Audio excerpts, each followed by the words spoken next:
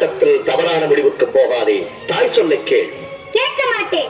தலைப்பிள்ளை தான் செல்ல பிள்ளை, இளைய பிள்ளை எடுப்பார் கைப்பிள்ளை என்று காண்பித்த உங்களுடன் இனி ஒரு கணமும் இருக்க மாட்டேன். எங்களை விட்டு எங்கே போகிறாய்? எனக்கென்று ஒரு உலகம், என் நாடு, என் மக்கள் என்று ஏற்படுத்திக் கொண்டு தனிமையில் இருக்க போகிறேன். முடிந்தால் என்னை எல்லாரும் அங்கு வந்து பாருங்கள். முருகா, குமரா, வேலவா. நாரதா, நீ எண்ணி வந்த காரியம் சுலபமாக முடிந்து விட்டதல்லவா? சிவசிவா, சுவாமி, என்ன இது?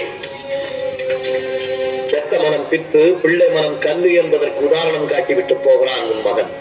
அவனை இப்படியே விட்டு விடுவதா?